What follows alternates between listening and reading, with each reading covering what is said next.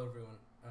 We're going to start using BandLab for some of our assignments. We're going to start creating music on our own. This is a very quick and simple tutorial of how to use it. Once you get to this screen, you're going to go here where there's a little folder with eighth notes in it. Click it, My Library. This website might take a little bit of time. It's doing a lot of heavy lifting in just a browser. Go to Mix Editor. Okay, let's start preparing audio. You can click drum machine if you want. It creates like a sequencer drum machine. Let's not worry about it too much. You can do instruments where you could play like a piano with your computer keys. Or what I'm looking at is just browse loops. So I'll click on browse loops, and this brings us to our project page. If we go look at the top, we're looking at this top bar up here. These arrows right here will give you like an undo or redo function. So if you do something wrong, you can undo it. If you realize that was a mistake, you can redo it. Cycle is it kind of will loop certain amounts of measures. We'll get to that in a little bit. This back arrow right here will go to the beginning, like it says. This little triangle with the line coming down, that's your playhead. So wherever this is, say it's right here, you press play, it's going to start playing from there. Okay. If you want to bring it all the way back to the beginning, you can just hit this arrow, and it brings it all the way back. You can also just use the enter button on your keyboard to bring it back. This will fast forward or bring it to the end. I don't have an end right now, so it's not going to work. This is my record button. If I wanted to go back and use my computer keyboard to record something, I would hit this. It gives me like a count off, and you can start recording. This is our time, and you can actually change it from minutes and seconds to beats and measures, which I prefer. Our key, we could change it to any key signature we want. Let's make it easy and just put it in C major. Our beats per minute, our BPM, we could change this by either dragging or just actually typing in. Our time signature, let's keep it in 4/4. This right here is a metronome. If we're not recording anything, we don't really need the metronome. Okay, we could tap a tempo if we want. Unnecessary right now. Okay, a loop is kind of what it sounds like. It's a small piece of music that can just be played never ending. So if we're looking here, there's loop packs, which will have the names of different loops, or like the style of music. So let's do some lo-fi hip-hop volume 2 loops, shall we? And you could have lo-fi bass 1. You just click on it and it kind of samples it for you.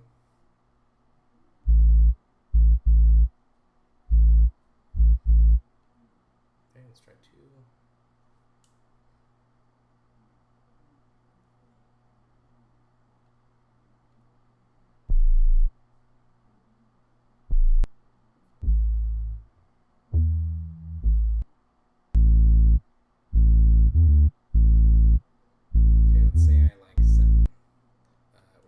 Take this and drag it onto here,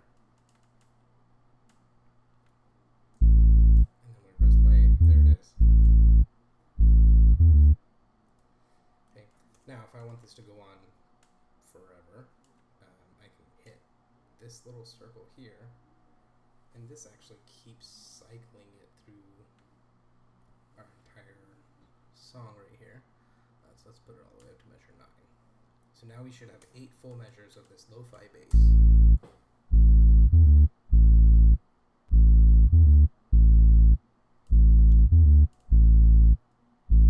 Okay, bring the playhead back to start, and I'll find something different. So we already have a bass, so let's find some drums. And again, it takes a little bit to load. This is a really heavy program that's running in your browser, so just be patient.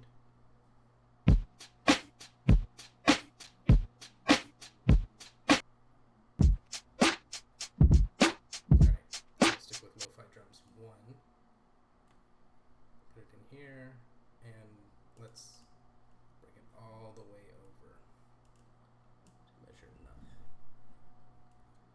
so now I play it from the beginning, and here we go.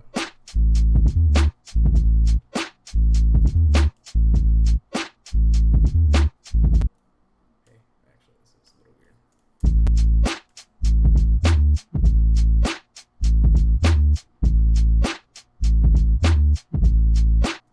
Okay, now we want to find some type of fills or something, so we'll find like an instrument like guitar. So what's going on there?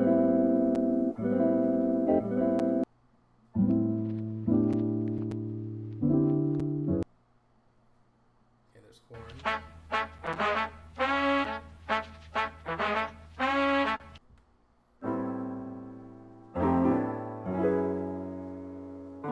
Still isn't. It's kind of a weird mood, but let's try it.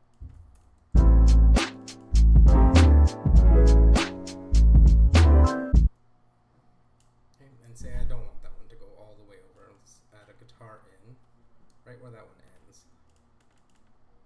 So we'll put it at measure 3.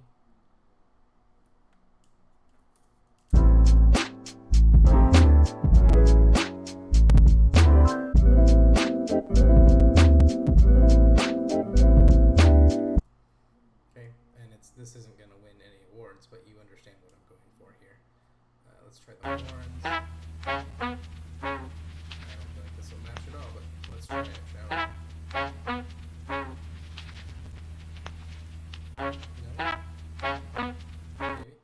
There we go. Okay, so now we have 3 different chords.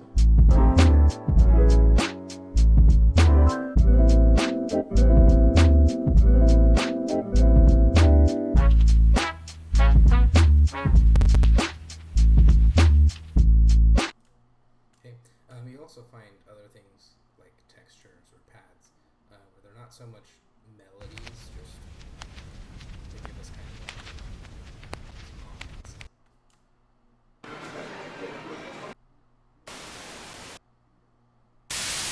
ouch. Okay. Let's say I like this scratchy record. I'll throw it on down here, and I will make it go the entire 8 measures.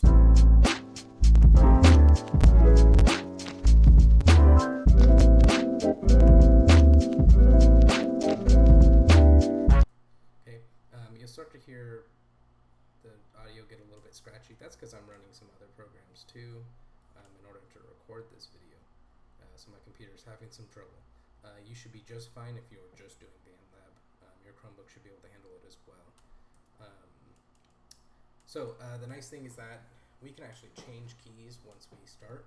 So if I want to change this to D major instead of C major, it asks me if I want to adjust the existing regions to D major. So I adjust, and now the entire thing, once it's done processing, will now be in D major, and it'll sound like it's in D major.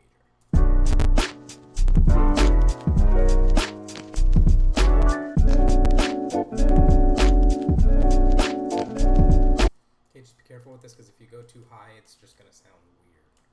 So if I go up to G,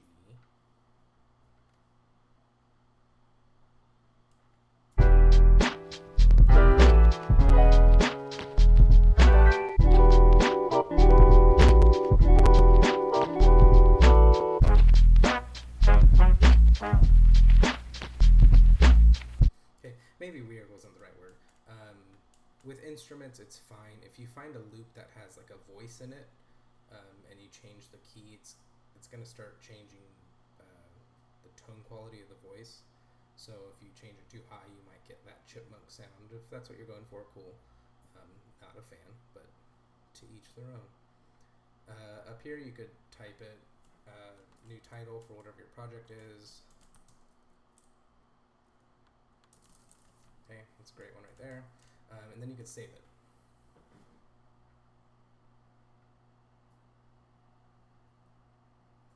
And again, this program takes a little while, but it is doing a lot.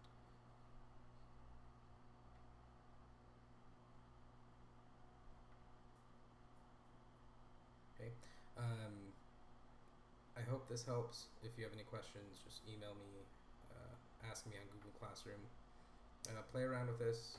Go to all the different loop packs, find something you like, Oh, something went wrong while saving. Sad.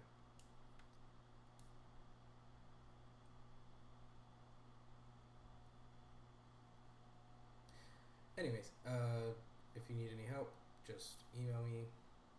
Other than that, enjoy.